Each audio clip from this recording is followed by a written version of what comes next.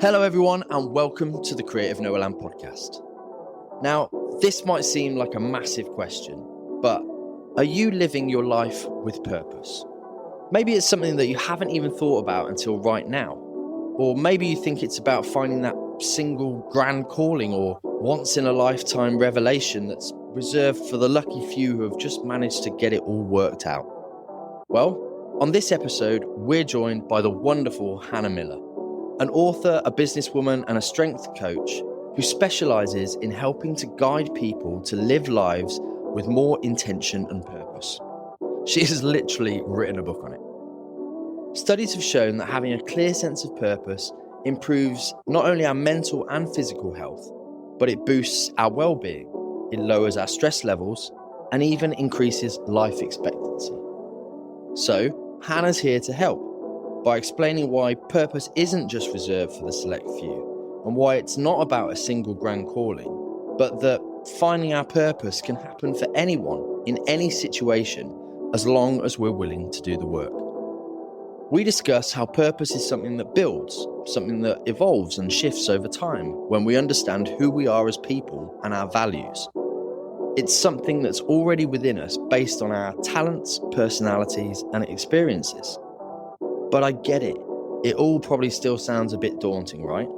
But that's why we also go into some of the practical and actionable steps in Hannah's book, The Purpose Pursuit, 8 Steps to the Life You've Been Searching For, that we can all use to try and uncover or build a sense of purpose in our lives that's shaped by our own unique strengths and passions. You can check out the links to all of Hannah's platforms, including a link to buy the book while you're listening to the podcast, of course. But for now, let's hand it over to Hannah to explain why purpose isn't just about discovering what you're here to do, but actually about who you're here to be. Let's get into it.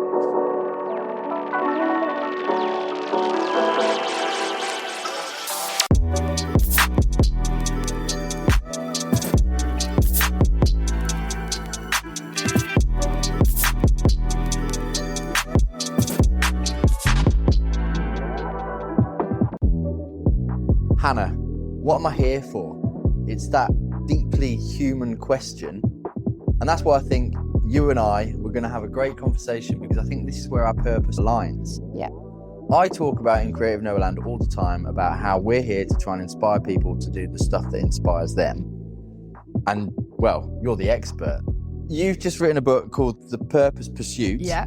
8 Steps to the Life You've Been Searching For. So it seems I'm throwing my hand in this with no experience whatsoever, so I thought I'd get the expert on to come and talk about purpose. No pressure. No pressure, Hannah. But before we talk about purpose, you've had a diverse career. Yeah. And you started in marketing. Yeah.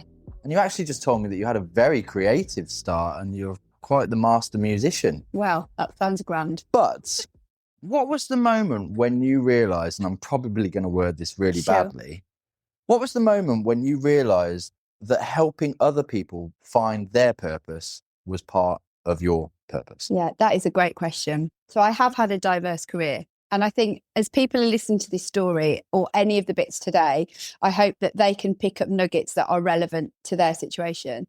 And I think it wasn't so much that I landed on my purpose is to help other people find their purpose. I would say that there have been themes throughout my life that have had different assignments.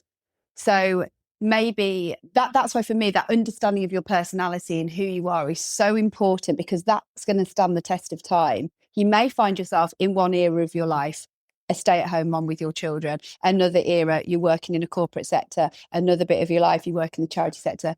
For me, there are some threads that you can pull out from the different things of your life. So even if I go back to the school days, there were things about who I was that I think are still relevant to me uncovering like the person who I've been made to be and the contribution I make. In what way? Well, good question. I've always loved other people, seeing other people grow and develop. I've always really enjoyed that. For example, I became an aunt when I was 10 and I loved having nephews, and seeing them grow and develop was important to me. I also was a piano teacher just to earn some money really, but I did like the experience of being a piano teacher and seeing like these little ones. I was only teaching little ones, seeing them be able to do something that they couldn't do before. Because you've just told me that you got to quite a high level with piano, didn't you? Yeah. My mum encouraged me to take up the piano when I was young, probably from that classic parental perspective of I never had this kind of opportunity, so you will. And my dad was a drummer. My dad was a really good drummer growing up and naturally a really musical man. His sister could sing beautifully. And I guess I'm happy to say I am naturally quite musical. So I took up the piano and then took up the flute when I was about 11, 12, and then the saxophone as well. And so, yeah, I did. I got my grades. I got to grade 8. Flute was the one that I really pushed hard and was in an orchestra, school orchestras, but also county orchestra as well. And my favourite part of that was when you got to perform with other people. Like when we went to see I'm diverging here, but we went to see the Harry Potter theatre production with our youngest, the one in London where they do the stage thing. And we took it, he's 17. So when I say he's young, he's not young, but he loves Harry Potter. So we went to see that earlier this year. And when the orchestra were tuning up, I just feel like I'm transported back to a moment. And I feel a little bit wistful, like I'd love to have that opportunity again. Not professionally. Not everything has to be about money or being paid to do it for it to be an important part of who we are. So going back to your question, I think there are clues and themes, if we look hard enough, that help us see that whatever sort of environment we're in, there is a contribution we make. And probably for me, those are making people quickly feel welcome. I think I'm quite good at that. I think I'm quite good at picking up people's emotional cues and intuition. I think I'm very practical. I've learned that about myself. So I help people practically make a step forward. I'm a problem solver, in fact. Are these all things that you've learned later, though? Yeah, probably. But I think there are clues, like even there's clues in feedback from others. There's clues in school reports that say negative things. Like my school report used to say, Hannah talks too much, but obviously I talk for a living now. So it's okay that I probably talk too much. It was verbal diarrhea. That's what Mr. Mills called it, that now maybe I've been able to craft and mature and see differently. Creatives who are listening to this probably were told that they were away with the fairies or didn't concentrate on the right thing, or they weren't always doing the task they were meant to, or they were looking out the window. And that is a misplaced use, perhaps, of a personality trait that could really serve them well. Did you consider yourself creative when you were a kid because of all the music and stuff? And that's why I wanted to highlight it, because I didn't know that about you until we sat down before we started to record. And I thought, as a creative podcast, I've got to highlight that Hannah deep down is a creative. And I still, although I'm not involved in doing anything, I love to sing. I still love music. I love dancing in the kitchen, not so much publicly. But it's really interesting. The word creative, I've had real hang up over. I think I actually have a bit of a bee in my bonnet about it more these days. I think I've been in so many environments where people talk about the creatives that I think it's really exclusive. If you want me to be really honest, I'm a person of personal faith. And I think if we have a creator God, that every single person's made creatively. And so every person's creative. My son's a biochemist. He's still creative.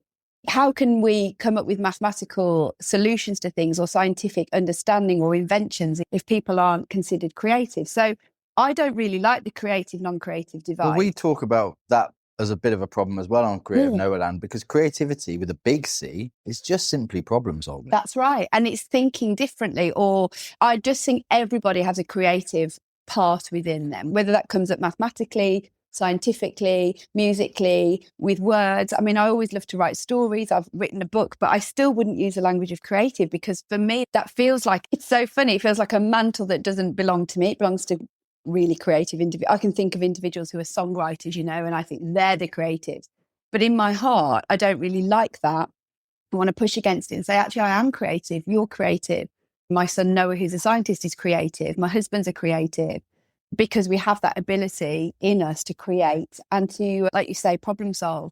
So I feel like I'm contradicting myself. I feel like a bit of a personal hang up about using that phrase. And if someone invited me to a creatives event, I'd think, oh, well, I shouldn't go to that. And yet I would say to somebody else, don't be ridiculous, go to it. Does that lead us nicely on to purpose? Because you're helping people solve the problem of perhaps not having a purpose or feeling lacking in their life or a bit stuck. Yeah. And the whole coming to the place of helping people with purpose was a bit accidental. So I didn't wake up one day and go, I want to help people find their purpose. And again, I hope that's really helpful to people listening, that I don't think we have this moment of aha I think it's an evolving, growing understanding of ourselves. And like I said, I think we have different assignments in life, different careers, different things that we're doing, that there will be threads across them that are true. So I used to be a teacher. And so when I started my own business, I didn't for a minute think I would be doing some of the stuff I do now. Not at all. I started working with leaders and teams and doing workshops, and very much in my wheelhouse. I'm good at communicating. I'm good at putting training together because I was a trained teacher. So I can plan to help people learn. But then during the pandemic, what actually happened was, first of all, everything came to a standstill for me, like it did for many people. My little company, I thought we would collapse because I'd never been doing online stuff at that point. It was all face-to-face.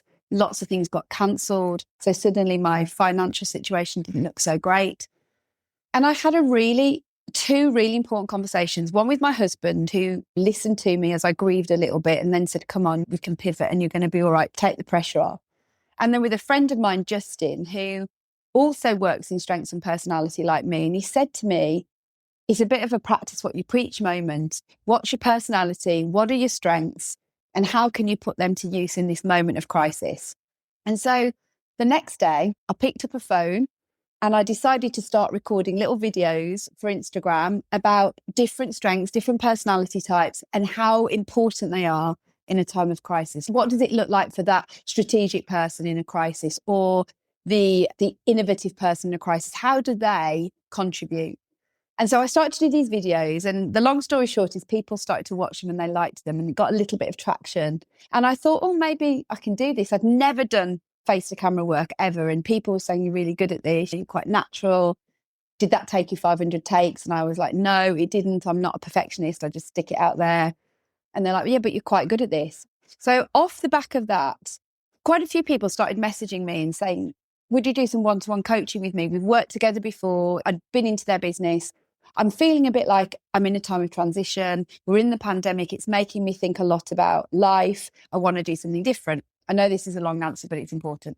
So I started doing these one-to-one coaching with people, which ended up being much more about individuals' next steps. What's my purpose? That question lots of people asked during that period of our lives, collectively all at the same time.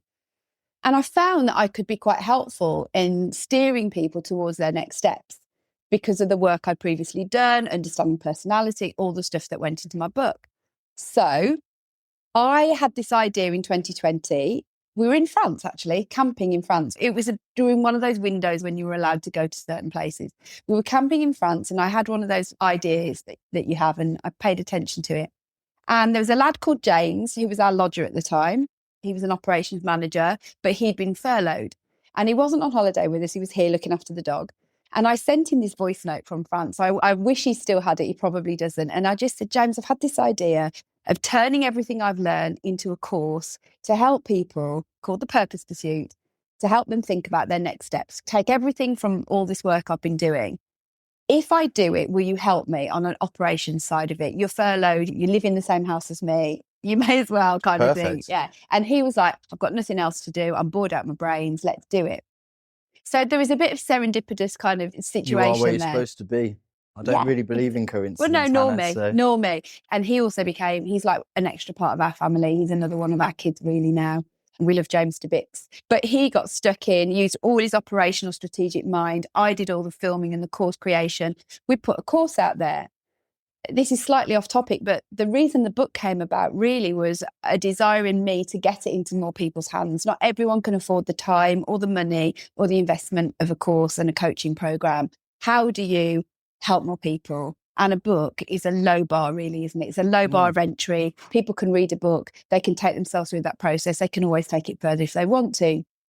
So all that to say that I ended up doing that work actually because of a very painful, difficult time of life. And one of the things that I would say is that we are often redirected because of really painful times. Some of the biggest decisions of my life have come through very painful times, actually, where you see clearly, you're very lost, but then you're in a bit of a sink or swim. People who get made redundant often go on to do incredible things that they maybe thought they might, but never really had the courage to do because everything was safe and everything was fine. And people get stuck in patterns. They do. Right? Change is hard. Yeah. And the older we get, the more we get more and more nervous about risk. I think we get more nervous about failure. We have more responsibilities. We've got a mortgage to pay. Everything starts to retreat a bit because we think, I've got a lot to lose now. And when you're 21, maybe you've got that more, I'll give it a go. There's nothing to lose. And I think that feeling of failure and having everything lined up becomes bigger. Some of the people I talk to, they actually make it much bigger in their head than they are. I'm like, give it a go or apply for that job. What happens if you don't get it? So what?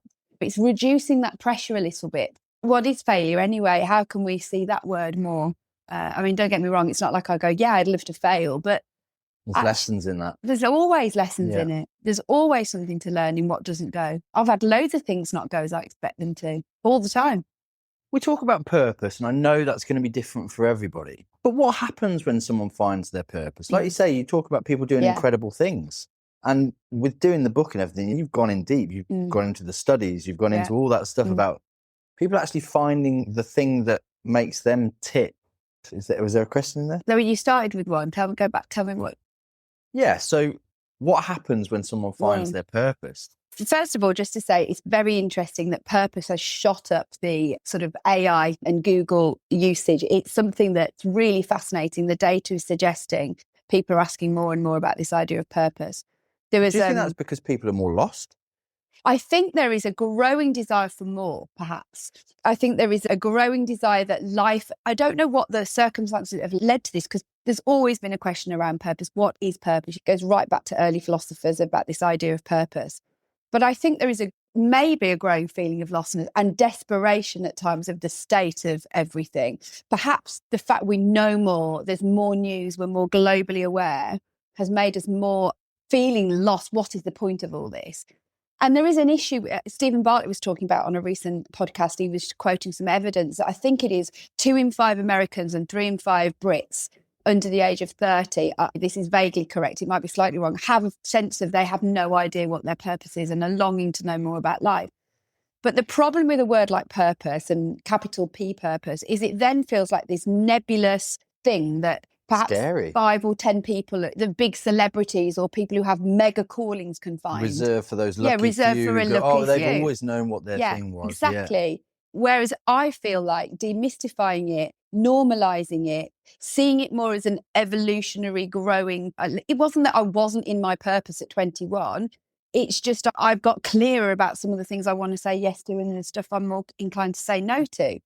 It's less of a moment I've arrived and saying I'm in my purpose. I think that feels heavy and a bit stressful. I often use the example of I've got AirPods, and when I lose my AirPods, which is all the time, I use that Find My thing on your phone. And you know, when I don't know whether you use that, but it'll say 25 feet away, 20 feet away, 5 feet away, you're right there. And I think the journey of understanding more about ourselves and purpose is that kind of idea of getting closer or getting further away. Yeah. Am I nearer to where I want? Does this feel like it's taking me closer towards purposeful living, or am I further away? And when we've got certain understanding, like understanding our personality, understanding our blind spots, knowing our values, knowing how we self-sabotage, getting feedback from others. When you've got that data, you can use that to get you 5 feet closer or 5 feet further away. And that's what I would say purpose is am I getting closer or further from the stuff that is made for me to do? I think there's a reason we're all here. We all have a contribution to make. That doesn't need to feel heavy. That doesn't need to feel like oh my goodness, it's a holy grail and I might miss it. I don't think that's the case. I think we can make choices to get closer and choices to move further away. Some of the people I work with who are in their 40s, who are really grappling with this, are aware that they may have made choices that have moved them further away. And now how do I get back on track? So I would want to say purpose is about living purposefully for the things that add value to your life and to the value of others.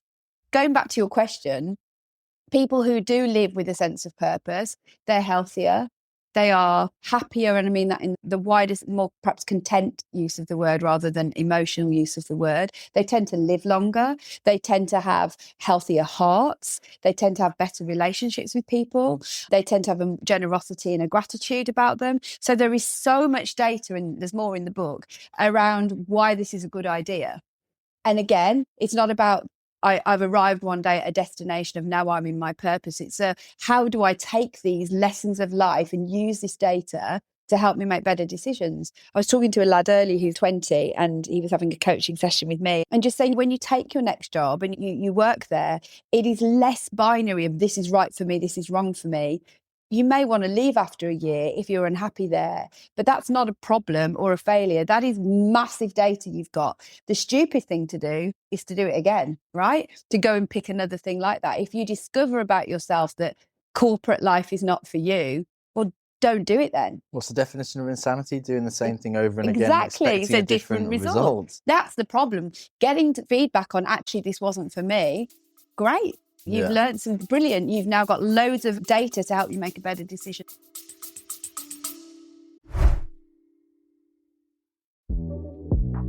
Hey, sorry for interrupting. This is just a quick reminder that if you're enjoying this episode, there are a couple of really easy ways that you can support the podcast.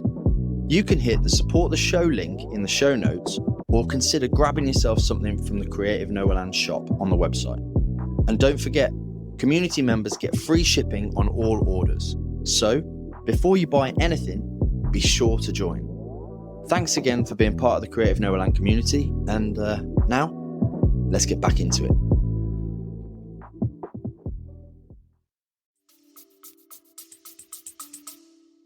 And if purpose isn't a destination, how does one begin to know if they're on the right path? Or I guess should we go into some of the steps within the book? Because I guess there's people listening to this that perhaps going, oh, am I on the right purpose? Or how do I find that purpose that I'm looking for? So where does one start, Hannah? Good question. One of the first things I think people have to do, and was a really important part of the book for me, is there's such a desire to get answers that we don't stop and look at where we are. And I tell a silly story in the book about one time when I went running and got totally lost. And the problem was I couldn't get GPS to find out where I was in order to find my way back, and how this woman had to help me and, put me back on the right track. But the problem with so many people is they want to know where they should be going, but they don't really know where they are. So I think the first thing it's really important to do is to really take stock of life now. There's loads of activities in the book, but quite simply just looking at life at the moment and thinking, what's really great? What do I really love doing? What do I feel so about? And what do I really not enjoy? And even just getting some time use data, like not just work. This is not just about, by the way, purpose is not about what you paid for. It's so much more than that. If it's reduced to paid work, then what do we do in retirement? What do we do when we're on mat leave or any other reason that we're off work? It's not about that. It's so much more than that.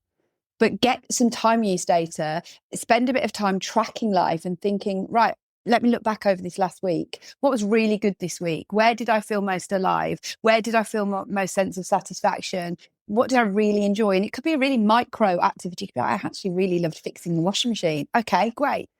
And then what did I feel okay about? The sort of bread and butter stuff that I quite enjoyed. Wasn't the light of my life, but it was all right. And what did you think? This is tough for me. That was more necessary, but not really me. The goal isn't to totally eliminate that stuff, because that's, again, not real life for most of us. You and I have to do stuff that we don't love. I think probably even Beyonce has to do stuff she doesn't love, because that's possibly, life. I don't know her. I haven't been able to ask her that. I'll give her a call. But I would imagine, you ask her. Yeah. I imagine most people still have to do stuff they don't love. But the idea is taking that data so that we do more of the right stuff. If you learn that you like being with people and you have your best ideas with people, you need to think about taking work that gives you more collaborative opportunities, and therefore working from home all week alone is maybe not a good choice for you. So it's as simple as that. Kind of lay of the land is the first thing I'd encourage people to do. Get a good idea of what's working, what isn't. How bad actually is it? One of the really interesting pieces of data on this is that we only need to be doing the best stuff about 20-25% of the time for us to have a good sense of well-being. So as long as you are regularly using your strengths, i.e. a few hours a day, it doesn't have to be all day to get the good stuff from it. The endorphins and all the stuff from it. So they did a whole study of doctors. They looked at the doctors that didn't get burnout compared to the ones that did. And they were trying to work out, were there any things that they could learn about the doctors that had longevity to the ones that didn't? And what they discovered is that the doctors that were using their strengths, i.e. if they were good problem solvers, they got time to do that. If they were good at empathizing, they got time to do that. If they were good at mentoring, they were developing young doctors. If they got to do that regularly, about 25% of their working week, that acted as a buffer from burnout, which is helpful for us to know that we don't have to be doing our favourite things all the time. The balance has to be right. I mean, obviously, the more the better. We don't just want to be avoiding burnout. We want to be thriving. But that was an interesting piece of data that meant that it acted as a buffer to the hard stuff. If a doctor had enough going on, that was them using their strengths and their best. I know. 25%. Really interesting. I know. It's not very much, is it? It's not as much. Obviously, you can't count sleep. No, no, but it's not as much as you'd think to have that sense of buffering, like you said, buffering out the stuff that's maybe a bit shit because you've done the other stuff. It's so interesting to me, and also a bit releasing to think. I think also, as we're talking about this, I'd want to release people from that burden of, I feel like I'm living a purposeful life. Life is still really hard, a lot. And I think that's really important to say. I don't bounce out of bed in the morning. I mean, I love my work. I don't love everything about my work, but I do love my work. I love my family. But life is still really challenging at times. I still have moments of, what am I doing this for? I have large life events that occur that you have to work through. I would never want to paint a picture of euphoric, I live in my purpose and it's wonderful. I also wouldn't want to paint a picture of it's therefore not worth trying. So some people have just given up on the idea, thought, don't bother trying because it's never, like, life's a bit slightly more nihilistic. I read something recently, it just said about purpose monsters and people peddling purpose and we should just give up on it because it's too grand and it'll end up just making you feel disappointed. I think we need to find a halfway house between the people who have purpose, who have perhaps got millions of pounds and sit in their very guru lives and tell us about finding purpose, and the people who have just dismissed it as a bad idea. And I think that helps with us talking about it, because the idea of purpose not being this grandiose thing where you're like Mother Teresa or something like that. It's, no, you can have purpose by 25% of the enjoyment comes from helping your family, helping the people around you. It's some of those small events. But I can't help feeling that a lot of people don't want to analyse their lives like that. It's scary to go internally and go and looking even at some of the darker stuff, some of the stuff that, I'm not great at that, I'm not brilliant at that, but I'll keep myself in this safe position of no change. The chapters in the book, they've all got very interesting names. Yeah, I know. Very based on nature. And, I know. This came to me as a bit of an epiphany, this idea. Can you talk to me about these? Because each one, and we should say within the book, it's not just a wooey. No, it's not. It's very practical. Oh, go on, live your purpose. It'll be great. It's super practical. You've obviously done all the studies. You've done all this, and there's practical things at the end of every chapter and recaps and stories. That's important. Yeah, I mean, I'm a storyteller. And that's why I started the podcast, because we want to inspire people by, look, here's someone that's done it, or here's someone that's doing it. Yeah. And stories are so important. That's how we've always communicated through history. Absolutely. Talk to me about all these different titles, though. You've got the guide, the mountain, the valley, the waterfall, the desert, the forest, and the lighthouse. No. And we're not going to go into all of these, obviously, because we want you people listening to go and buy the book, obviously, or audiobook available with Hannah's lovely voice. Kindle, audio. There we go. Available in all good bookstores. We've done the big sell, and we'll do it again at the end. But where did the names come from? And can you just give me like a rough overview of why and what the connection is between some of the names and the details within the chapters? Quite funny, really, because a bit of the inspiration comes from a book I've never read. So, which is I've never read Pilgrim's Progress, not properly, but it's a very famous old book, but I'd never read it. But I know that the point of the book, I'm trying to even think who wrote Pilgrim's Progress. It's a very famous old book, and I think it's probably a hard read because of the Old English. But I know that the principle behind Pilgrim's Progress is this person goes off on a journey, they meet different people along the way, and they visit different places. Is it like the pre to The Alchemist? Have you ever read The Alchemist? No, I've never read that either. And that's one of those books that is about that journey. Okay, and meeting people. So, and bringing you back to where... Maybe. It could be. Having never read either, it would be difficult for me to say. But Pilgrim's Progress is probably several hundred years old now. And it's about this idea of a person setting off on a journey, and they meet different things along the way. Some of the people they meet are helpful, some of them are not. They visit different places and so on and so forth. And that book came to me as a thought when I was thinking about the course and the whole idea of the purpose in the book and the whole idea of the purpose pursuit. And it's such a twee word, journey, and I don't want to overuse it because everyone uses it. But what I was trying to do was say, We are not getting to a final destination here. We visit these different places and we collect stuff along the way. A bit like, I guess, a different example would be the idea of Hansel and Gretel and the breadcrumbs. What the book is doing is you're collecting those breadcrumbs that help you along a trail.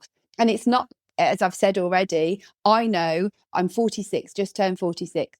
In 10 years from now, I'm going to have further breadcrumbs for my own life story and what does purpose look like in the next season of my life.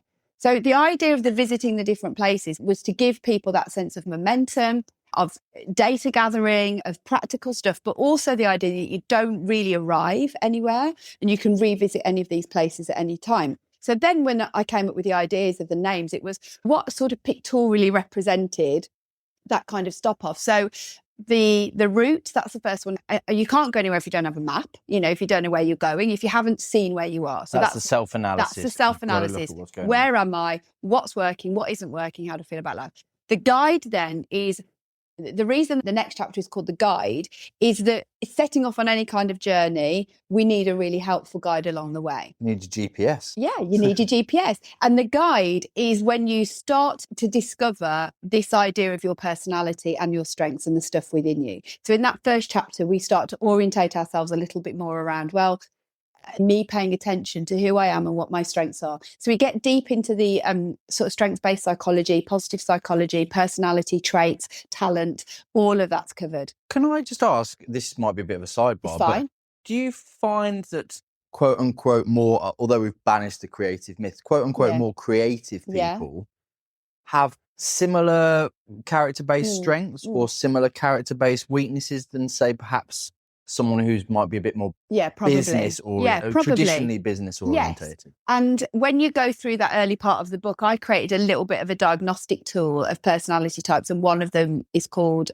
the Explorer, and that idea of thinking a little bit more outside the box. So there'd be some probably resonance with those particular traits. And yes, I do. And you tend to find that creatives have more capacity to think outside the box, to second guess themselves, maybe to come up with 100 ideas a day. There'll be some of those traits that definitely What about the come negative? with that. I mean, the more imposter syndrome sort of things. Self-worth is... Well, that's right. Wrapping some of that up in artistic work feels a bit different to, say, wrapping it up in I've managed to complete that job, whatever it was, spreadsheet, or I'm not, this is me being a no, fair enough.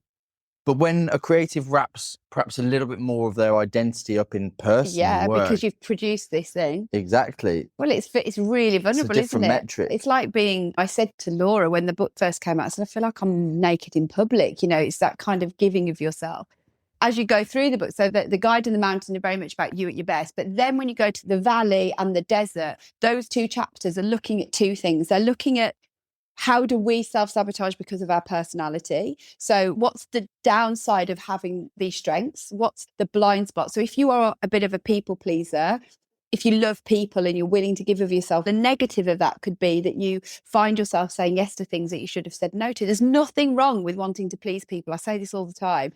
But the dark side is that it then drives your behaviours in a way that's unhelpful. Or you have so many ideas that the negative is you never action any of them. Or you are so good at being flexible that you never make a plan. So I get people to think through that process of the valley of what does it look like for my actual personality to be my own worst enemy. Then the desert is more about self-sabotaging behaviours like comparison, like imposter syndrome, imposterism, as I call it in the book, having a fixed mindset, having a problem with making mistakes and perfectionism. Just out of interest, why do you call it imposterism? Because I think it takes it away from being a syndrome. Good. I knew you were going to say, because whenever you give someone a syndrome or a name, it's like, that defines me then. It's like... It makes it more of a thing that imposterism, I think, is nearly universal. I think there is about 20% of people that it doesn't affect. Those people have different kinds of issues, like possibly they're egomaniacs or sociopaths. But most of us who have it at some point, it's quite normal because you're doing something that is pushing you out of your comfort zone. That's what we say on the podcast. Yeah. Imposter syndrome, you should embrace it because it means you're doing something new. That's right. What we don't want to do is things that are so beyond us that we absolutely crash and burn. But if something's a bit beyond us, I tell the story in the book of a time where I got asked to speak at an event and I said yes to it. Then I found out who the other person was who was speaking at the event, who was just this incredibly well-known person in his field, really competent. And I had this massive moment of, what on earth am I doing here? What have I got to contribute? Even somebody sent me a screenshot and said, look at you, Hannah, because I was on the bill next to this guy. And I was like, oh, I don't, because now I feel really sick. I don't want to do this. Shall I tend to be ill? Another practice what you preach. Exactly. It was another practice. And what I came back to with a bit of help from a friend was, come on, let's talk about what do I do really well when I'm speaking. He's brilliant, but differently brilliant. And so therefore, what's the point in a comparison? I can never be him. I can never achieve what he's achieved, because he has. It's not mine to achieve. So when we're having imposterism moments... That's quite a realisation as well, isn't it? It's like, they've done that. It's not for me mine to do. Achieve. It's not for me. I love that. But what's for me is for me to show up as myself, as authentic as I can. So what I talk about when we're feeling imposterism is, how can we change our measures of success so that it's less about, am I going to be brilliant or not? What are some other measures of success I can use? Was it that I did it anyway, even though I was petrified? I've got a book out there. If nobody reads it, that is outside of my control. But the bit that was in my control, to do a really good job of it and to put my heart and soul into it. What about my personality? Can I say I showed up and authentically brought that to that situation? That's the bit I'm responsible for. What about a measure of success around the amount of preparation and care I've put into this? That then makes everything less about how we're received or what the outcomes are, and a little bit more about the process, which I think we underestimate a lot. So I tell that story in the book, and I tell other ones. And imposterism comes from lots of things. It can come from that vulnerability of creative work, and you've put yourself out there. In fact, I got a message actually the other day from a friend of mine. He's a creative, he's a musician, he's been really successful. He said, I hope you can have some joy and delight in what you've done. I also know, if you're anything like me, this is a really vulnerable moment. What will people think of it? Will it sell? Will I ever be asked to do this again? How will it change my life? And he then goes on to say, to encourage me around the fact that I've followed through on the bit that I was asked to do, and to see that as the thing. You don't know what's going to happen. That bit's out of your control. Well, Andy Warhol famously said, you just got to make the art. That's right. And let it go. Ship it, as somebody said to me. Just ship it. Just do the thing. While people are discussing whether it's good or bad, you're just cracking on making the next one. Totally. And going back to the whole how things are received, I was talking to my nephews about this the other day, and I love Frederick Backman, who for me is one of the best novelists out there. He's a fiction writer. And my nephew said to me, Jonah, he said, some people give him a 1-star review. And objectively, I'm like, how come that? He's so incredibly good. But of course, what's one person's cup of tea isn't somebody else's. He's been obedient to his strengths and calling and so on, and he's put it out there, and he is actually incredible. And how anyone can give But it is subjective, isn't it? It is. The example I get is, who defines the great art? The Mona Lisa. Yeah. Pretty boring picture. Yes. It's famous because it's story. Yes, it's Leonardo da Vinci. Yeah. But it's not his best work. No, that's right. I agree. And it's subjective. So I think when we're feeling like, going back to practically, when we're feeling like an imposter, we've got to come back to, am I feeling this because I'm being stretched? That's therefore normal. If you feel like you've got everything within you to do that task, you're probably not thinking big enough. That's a really helpful. If I'm never feeling like an imposter, apart from if I'm a bit of a very self-confident egoist, most of the rest of us, if I don't ever feel like that, you're probably coasting. You're probably doing things that are well within your capacity, and you probably should be thinking about, if you want, to stretch yourself a little bit more. Perhaps buying Hannah's book. Maybe. Perhaps find your purpose. Yeah, yes, that would be a good idea. Yeah. And then it goes on to the forest, which is, I just quickly finish off these two last areas. The forest is about that hidden part of us, the roots that go down deep, our values, the things that really matter to us. So you could have a personality type that's, I don't know, let's use it, full of ideas, but then your values are the bits that undergird everything. They underpin who you are. I've worked with lots of people who, they love what they do, or they're in the right kind of work and career, but there is a value in their life that was off. One woman I worked with, when she worked through her values with me, she realised that she wanted to be nearer her family. She was actually from sort of one of the mainland Europe countries. And she said, I realised that although I'm loving my work, I am feeling misaligned because I don't want to live this far away, and you have one life and all the rest of it. And for her, that mattered. For other people, it doesn't. But for her, she had to recognise it did. And therefore, she needed to make a life change to get that back on track. And she does now live back in the same country as her family, which is amazing. And then the lighthouse is very much around next steps, not having a grand master plan. Most people don't have that. But what's my next steps is a really helpful exercise in there around, we could talk through that one if you want to. I was going to say something, because I think some of these are we've gone through the chapters, but within each of this, you've got practical exercises. So I'm like, how does one start to find their values, really? There's a whole exercise and a profile in there to help you get through that and to really make you do the work. And I can't do that work for you. It is like a coaching book. Coach yourself with a bit of help. And if you do the work, you will definitely make progress. But I can't tell somebody what their values are. They've got to do that work of, this is a classic thing that everyone always says, but if everything is a priority, nothing is a priority. And when you look at the value list in the book, you'll be like, oh, these are all really good things. There's probably about 40 of them in there, 50 maybe. But all 50 things can't be your values. So what exercises do you implement in the book that are going to help people refine those values down? So what they do is they look at that list of values. That's one of the exercises. And then you go through it first of all, and you think which ones particularly resonate. So you make a short list from the long list. That short list has probably still got 20 on it. And then you do the ruthless elimination to get yourself down to a maximum 5. I would say you should kind of have more than 5 because it ends up being an unworkable list that you won't remember. 3 is even better if you can get to 3.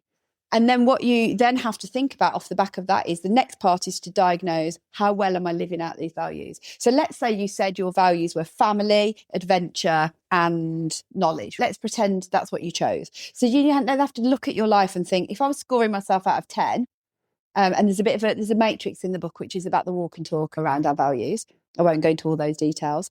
Am I walking or talking or both that value? Do I do that? Do I spend time with my family? Do I live that out? Then if you think about the idea of adventure, I've said this is a value. When was the last adventure I went on? Mini adventure or big adventure? It doesn't have to be that, your definition of adventure can be whatever you want, but am I doing anything adventurous?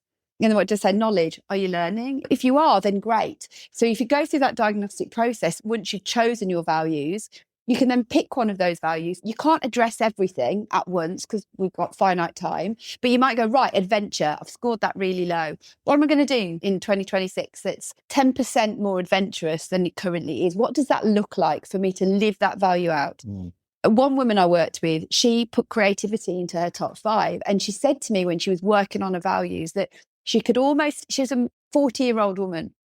She could hear her parents in her head or other voices saying, oh, that's not a value. That's not important enough. That's not worthy Starving enough. artist syndrome. Yeah. Well, and she was also Syndrome. Totally. Oh, but she was also like quite a responsible, servant-hearted person. And that felt a bit selfish almost to put creativity in there. That was a bit frivolous.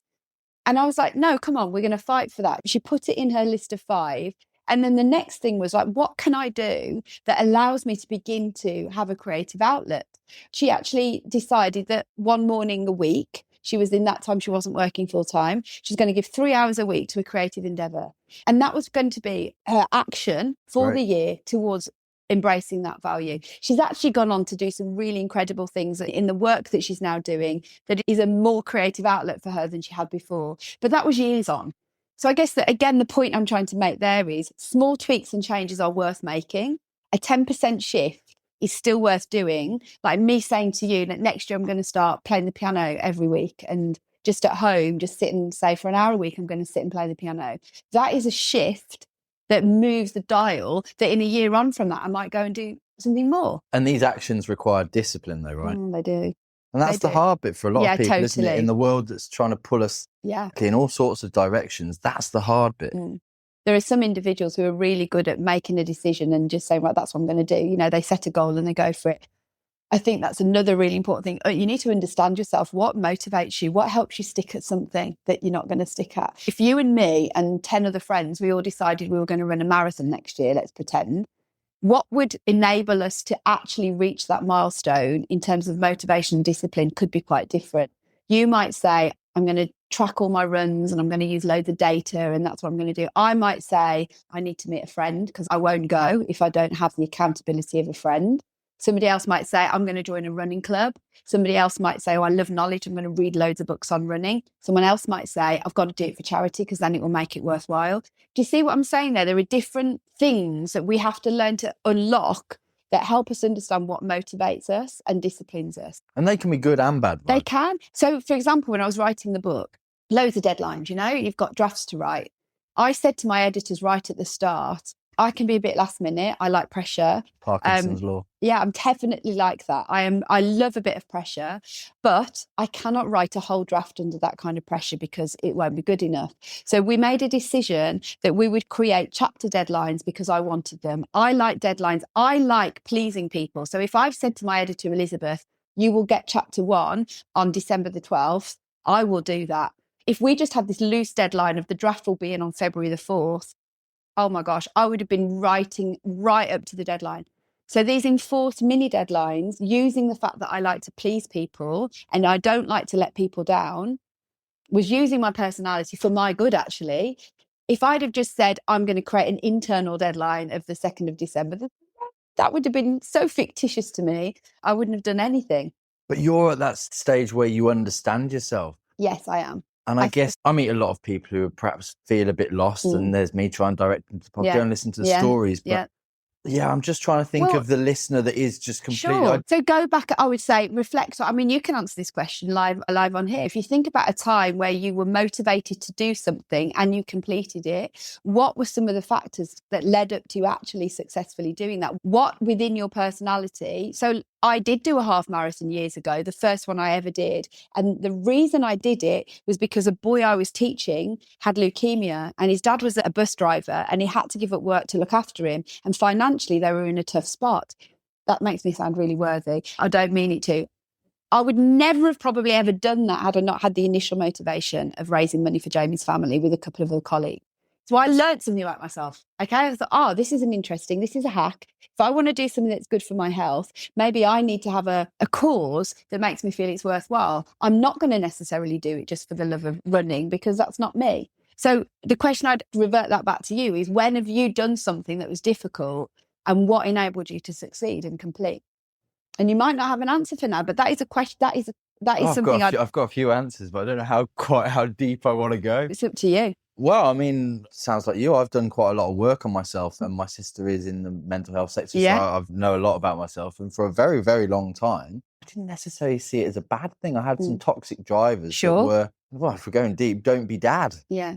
And be a better man than that, shall we say. I'm not going to go into any details. No, you sure? Things, I understand that. But I can now, like you've done the work on myself, look back on that and go, yes, that was a toxic driver, but it got me to a point. It was a toxic driver that started a journey for me being the good man that I want to be, the hopefully an inspiring person that I want to be. But that's not easy for people to do. I think we're quite introspective people. We know ourselves and we have done the work, and that's not... No, that for some people that's going to be harder, but I think that's where we have to go back in order to go forward. And I would say to people, reflect on times where you have achieved something or completed something and look for some clues in what helped you. I like those examples I've just given. It's not that big a deal that I ran a half marathon, but there was a clue in that for me, which is, this is really interesting, that the Jamie thing acted as a motivator.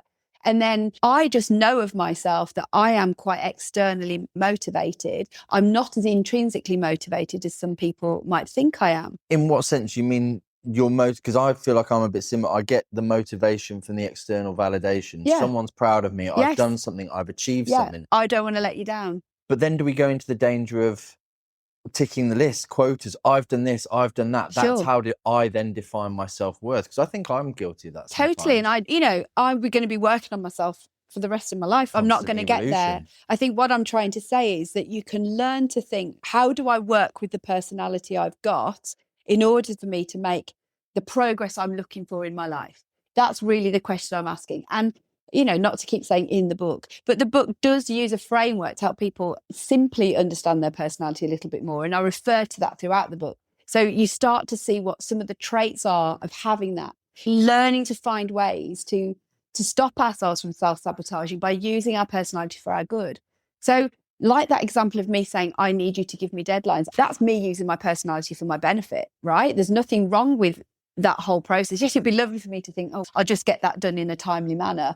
I don't work like that. It wasn't going to work for me to just go, yes, I'll set myself a deadline and I'll do it. I needed that feeling of they are counting on that to help give me a kick up the bum to get something done. I would say to anyone listening, look back and think about those times when you've completed, you've been successful, you've been proud of what you've done, and ask yourself the question, what are the factors that led to that success? And how do I replicate those factors for something else I'm trying to achieve, trying to lose weight, trying to run a marathon, trying to write a book, trying to change career, whatever it might be. There are things that will work for you. That's why I don't love this is a side point here, but when people share their morning routine, there's nothing wrong with that. But people's lives are really different and people's capacities are really different. And whenever I'm coaching anyone, I would never say to them, follow my maxims and you do what I did, because they have a completely different personality to me. Some people need to have a really my eldest son, he plans everything. He's just done a very intense degree at Oxford. And for him, it was about maximising the use of all time. He was very, very busy, played loads of sport.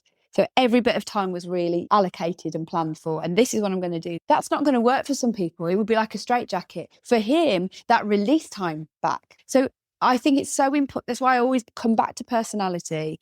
You cannot enforce onto somebody else what gave you success, because it doesn't work for everyone. Noah's personality suits having a plan like that. And there's things for us all to learn from that, right? There's good ideas in that. But for somebody who's a night owl, for somebody who's a need to have a bit more variety, how do we use that to still get the same outcomes? But again, that goes back to that, I want that quick fix. Stephen Bartlett does this every morning. So he's a multi-millionaire. Yeah. If I do that, I'll be a multi-millionaire. Yeah. But like you said, it doesn't. Exactly. And there are some things that are universally good ideas, right? Like not picking up our phone until we've done some other things with our time. That's a universally good idea. Moving in the morning, hydration, exactly. Those sunlight. Are good ideas. But everyone has to do that through the lens of, what am I doing in the morning? Have I got a 3-year-old to look after? I saw somebody on LinkedIn say the other day, my morning routine looks like this. And it was a joke, really, in terms of like how mad their life was because of the age of their kids and the things that they're trying to do.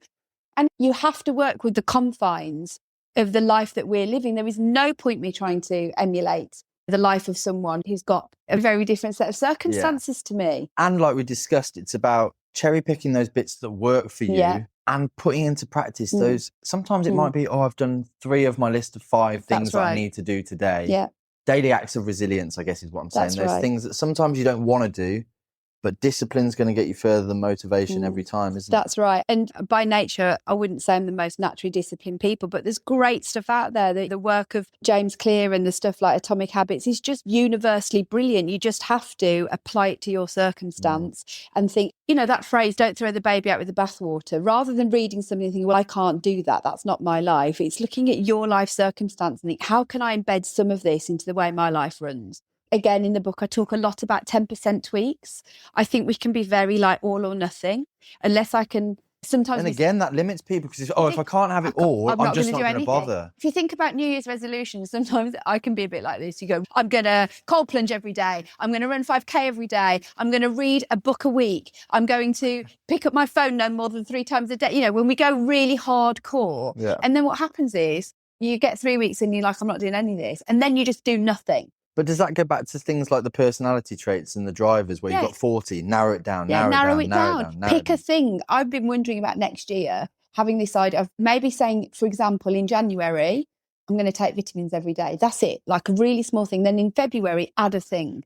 March, add a thing. Small tweaks. So in the end of the year, you've added 12 tweaks to your life, which could be really good. Yeah. I try and do 12 tweaks in January. I'll end up doing none. Exactly. A friend of mine's got a different one for New Year. He says, more of this, less of this. That's right. That's a really good way. So it's a bit more like more time enjoying life with the family, less time doing. I had an email this morning which was about the New Year thing, which is relevant at every point. And she said, rather than making resolutions, they said, what am I going to double down on? What am I going to do more? I love this. I'm going to double down on it. Another thing I do is I have a word for the year.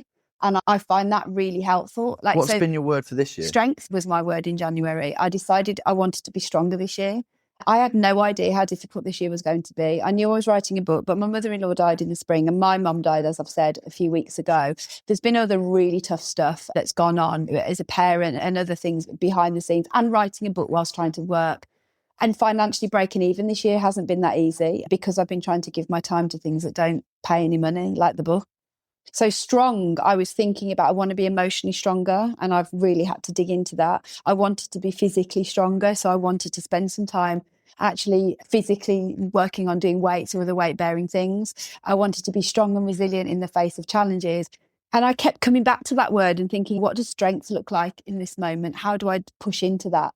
And as I go into the next year, I'm at the moment pondering what will my word for the year be. I think it can be a really helpful practice because it's not too prescriptive, but it's more like this, what feels important this year?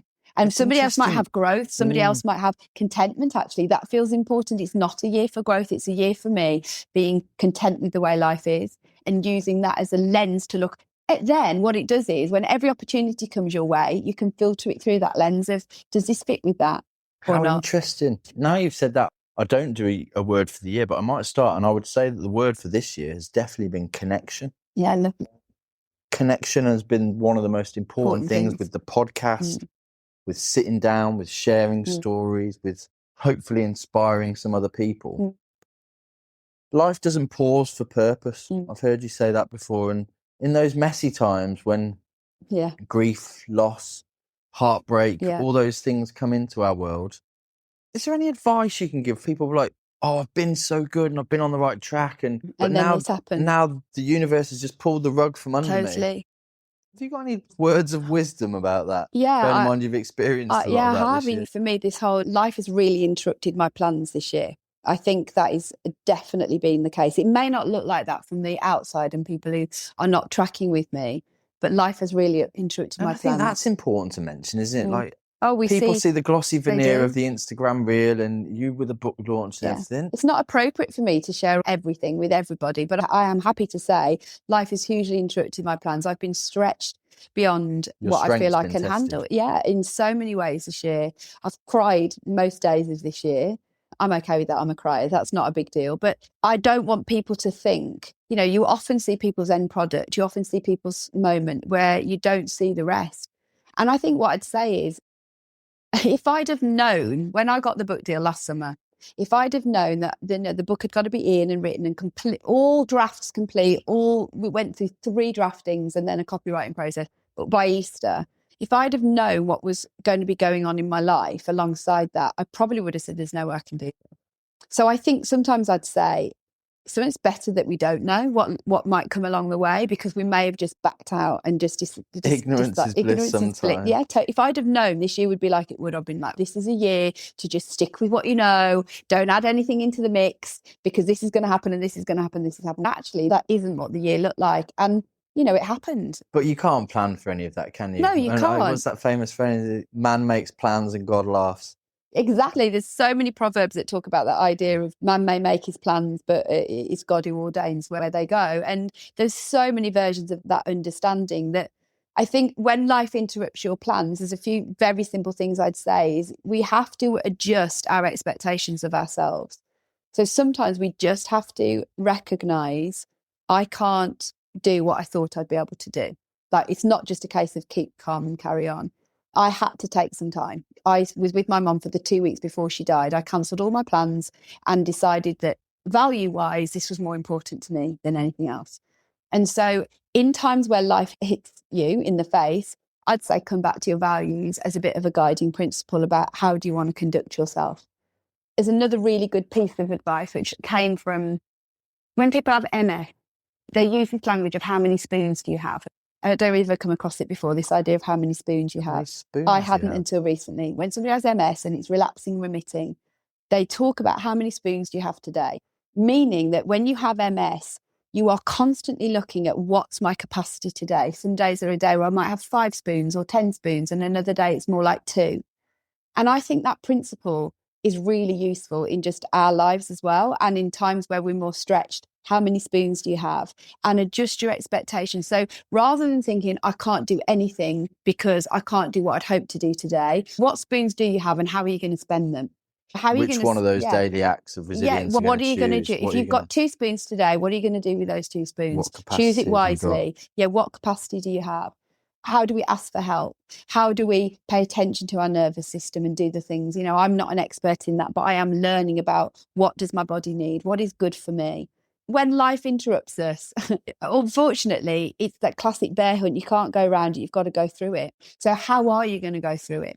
And I think the other thing I'd say there is grief is so much more than just the loss of a person. If you're going through a difficult period, you will be grieving what's not as you'd hoped it would be. So we don't do grief very well. We don't talk about grief very well. We don't talk about loss. We don't even want to use the word die or death. But I think grief is so much more than that. It's a loss of dreams that you thought things might be. It's a disappointment of the way life might look. It's the end of an era. We can grieve that. I'm coming to the end of my children living at home. There's a grief in that. I'm excited for the next season, but I'm never going to get that back. They're never going to be, we're never going to full-time live together. That's never going to happen again. I've got to allow myself to grieve that so that I can embrace what's coming. And recognise the next drivers, presumably. Yeah, what's in the new season. But I think we have to do endings better so that we can do beginnings better. And I think we spend a lot of time, maybe it's a UK issue, like pretending things aren't big deals, where we can say, yeah, this has been a really big deal, but that doesn't mean it then has to completely disable us from moving forward. Do you think that's easier for perhaps yourself, perhaps for me, because we've done that work? Yeah, maybe. Whereas it's in a lot of culture, I'm not going to sweeping generalisation, but it's very much easier a lot of times just to blame someone else. Totally. Oh, it's that person's fault I didn't get the job. It's this person's fault that this didn't happen for me. Or That's right. And I think the problem with thinking like that, there will be reasons why things don't turn out our way. And there will be loads of circumstances that are outside of our control. But what is the bit I can control?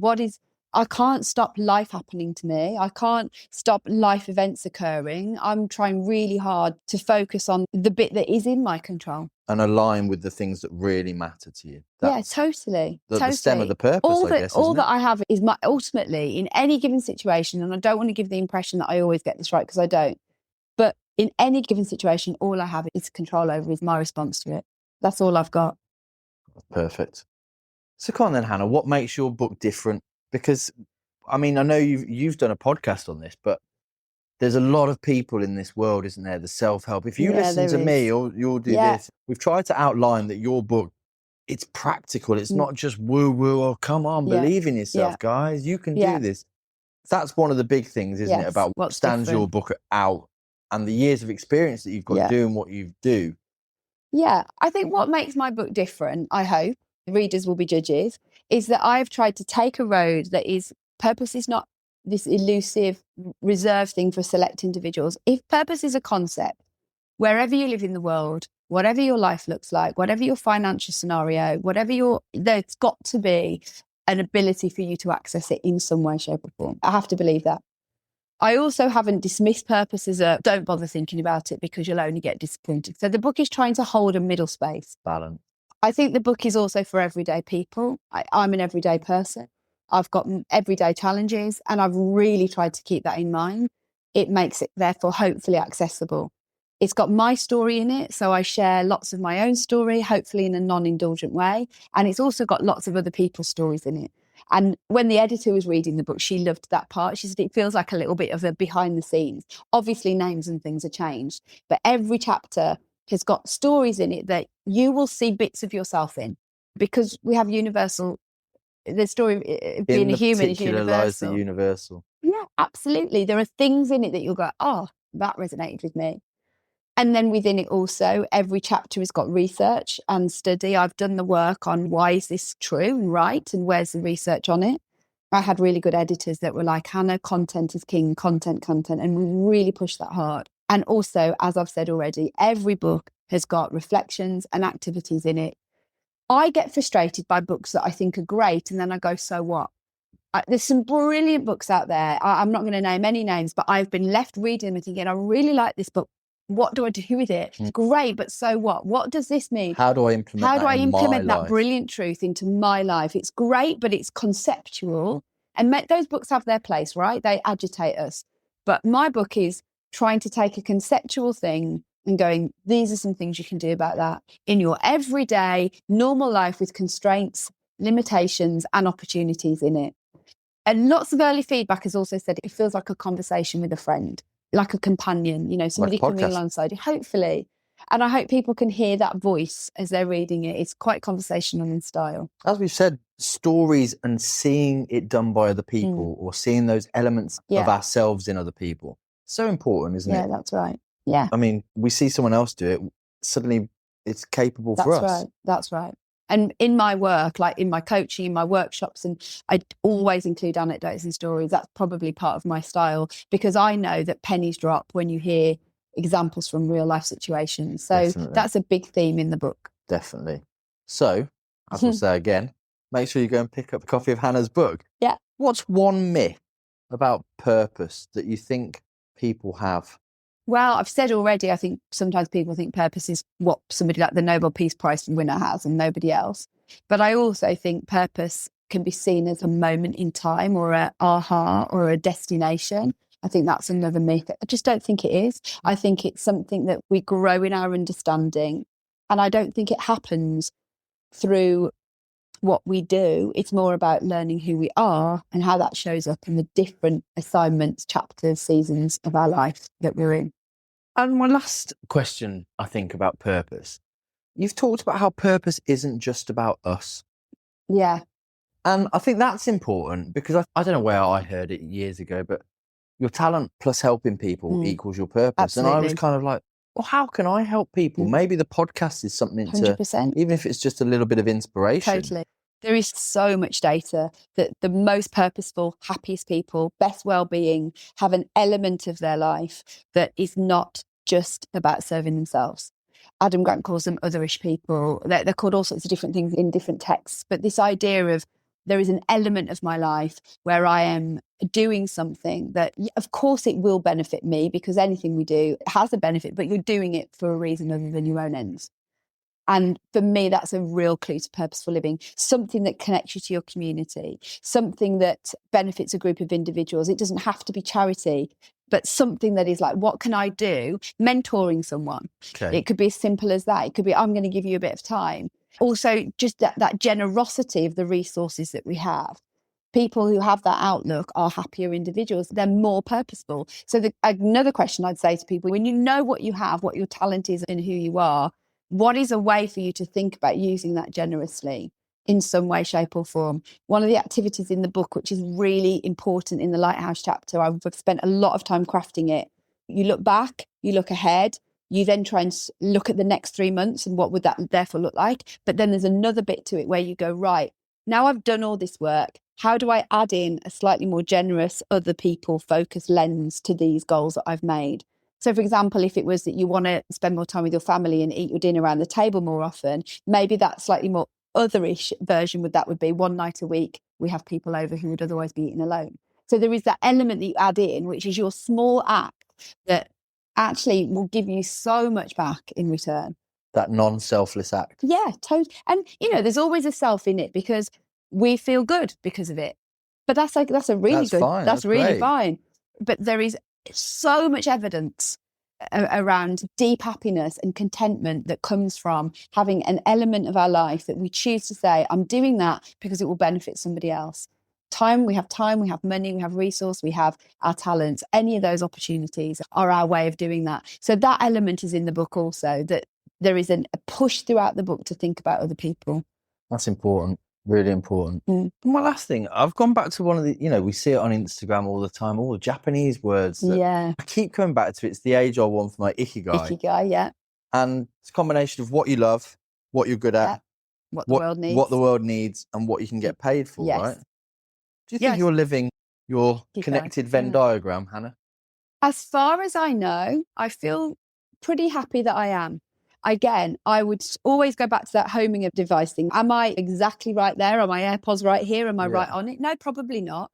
But am I moving closer? Am I moving in the right direction? Yes, I think I am. And that for me is good enough. Wow. That's pretty amazing. So I guess I've got a couple of closing traditions for the Creative No One podcast. We like to ask people for a quote that resonates with them and also a suggested guest that you think would be an interesting future guest to come on the Creative No One podcast, Hannah. Okay, so my quote, I've actually just changed my quote as we've been talking, if that's okay. I have made a decision to give you a different quote because as we were talking, it came to mind. I thought this is really important to me at the moment. It's really famous. I'm just going to read the quote first of all. God grant me the serenity to accept the things I cannot change, courage to change the things I can, and the wisdom to know the difference. That feels really important. Serenity prayer. So famous. And really, because it's a universal challenge. How do I get the serenity to accept the things I can't change? How do I find the courage to change the things I can? And how do I find the wisdom to know the difference between those two things? And that is a really important quote. That's what you need. That's a really important quote for book. me. The other one I was going to share was Theodore Roosevelt's Around the Man in the Arena. Oh, and it's not a the classic. critic who can. No, but it's a great. Really important. You've got to put yourself in the arena. Yeah, really There's important. a lot of talkers in the world, not a lot of doers. Not the critic who counts, and I keep reminding myself of that. And then in terms of future guests, Esther and Susie, Esther Stanford and Susie Riddle, who have limited time only podcasts, would make brilliant guests. They are creative in the narrow sense of the word and in the wide sense of the word. They are very funny, they're very honest, and they would be a brilliant duo to have on your podcast. Perfect. Hannah, what do you want to leave the Creative Noël listeners with? Apart from you can listen to Hannah on a very... Hannah has her own podcast. Yeah, the book is out now that you can available to buy or download. What do I want to leave them with? I think I would want to leave them with this potentially slightly cheesy thought, but I think is really important, that there are things about who you are that are unique to you that nobody else can do. There are things on this planet for you to do that are only yours to do. You know, what things are out there for you, and to know that your contribution really matters. And when you turn up to a meeting or you turn up to a space and you don't show up and bring that, it's missing from the room. And I would love everyone who's listening to take more responsibility over that and to think, when I don't show up fully, that's missing from the room, the table, the conversation. And what does it look like for me to do that? I think I'd like to leave them with that bit. Well, that's perfect. Hannah, thank you so much for doing the Creative Noël podcast. I think purpose is so important. And I think I want people to understand that it's never too late to find your purpose. I don't care what age you are, what circumstance you're in. And your book is a testament to that. There's practical stuff that people can go and implement to help you live the life that you want to live. Yeah, so, go for it. Yeah, do it. Let's do it. Nice Thank one, you Hannah. so Thank much. you so much. Thanks for listening to the Creative Noël podcast. If you found anything in this episode useful or inspiring, please consider subscribing or sharing it with a friend. You can also help the podcast by clicking the support the show link in the show notes or by grabbing yourself something from the Creative Noël shop. And here's the bonus. When you join the community through our website, you'll get a special discount code that gives you free shipping on all orders. So, before you buy anything, be sure to join the community. Every bit of support helps us keep sharing these inspiring stories. So, thanks again for listening, and until next time, explore, inspire, and create. Better to have a short life that is full of what you like doing than a long life spent in a miserable way. And so, therefore, it's so important to consider this question: what do I desire?